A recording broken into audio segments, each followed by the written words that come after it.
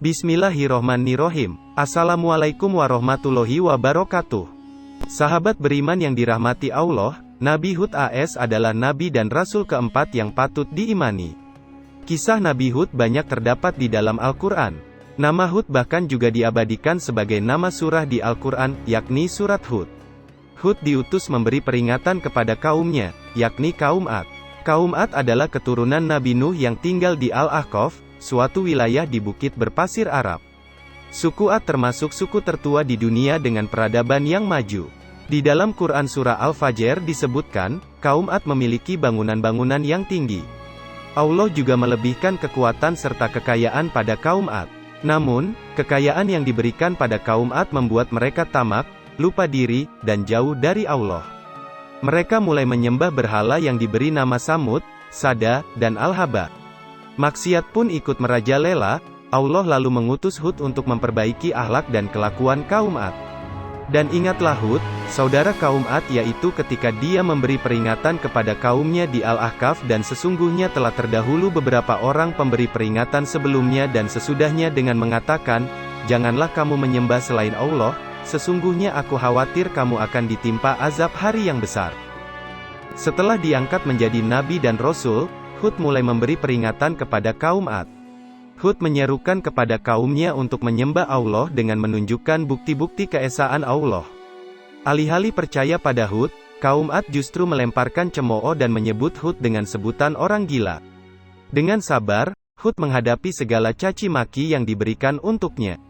Hud tetap tak gentar menyiarkan agama Allah dan menyatakan bahwa azab akan segera tiba bagi orang yang kafir. Bukannya menurut ataupun bertaubat, kaum Ad justru balik menantang Hud untuk segera menunjukkan azab itu.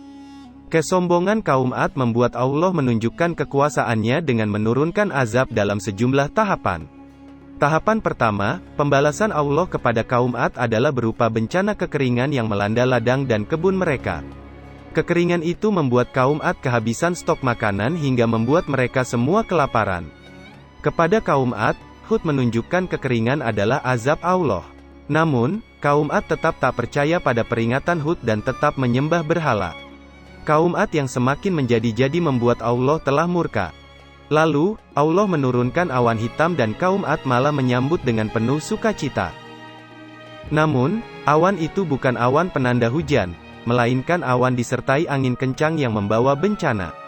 Maka ketika mereka melihat azab itu berupa awan yang menuju ke lembah-lembah mereka, mereka berkata, inilah awan yang akan menurunkan hujan kepada kita. Bukan, tetapi itulah azab yang kamu minta agar disegerakan datangnya, yaitu angin yang mengandung azab yang pedih.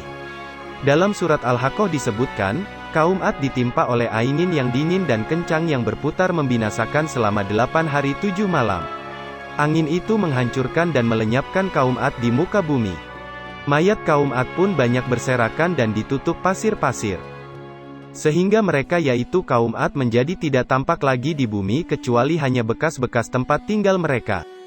Demikianlah kami memberi balasan kepada kaum yang berdosa. Tak ada yang tersisa dari bencana besar ini selain Nabi Hud alaihi salam dan orang-orang beriman yang berlindung di sebuah lembah. Setelah kaum Ad binasa, Nabi Hud dan orang-orang mukmin hijrah ke Hadramaut dan memulai kehidupan baru.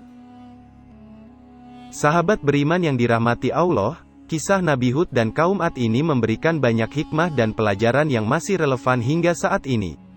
Pertama, kekayaan dan kekuatan kaum Ad merupakan titipan dari Allah Subhanahu wa Ta'ala yang tak patut disombongkan. Kedua, janji Allah akan azabnya adalah nyata. Allah menunjukkan kekuasaannya dengan menurunkan angin kencang yang menghancurkan. Ketiga, kesabaran dan kegigihan Nabi Hud menyerukan agama Allah layak ditiru hingga saat ini. Demikian kisah yang saya sampaikan, semoga bermanfaat untuk kita semua. Amin, ya Rabbal Alamin.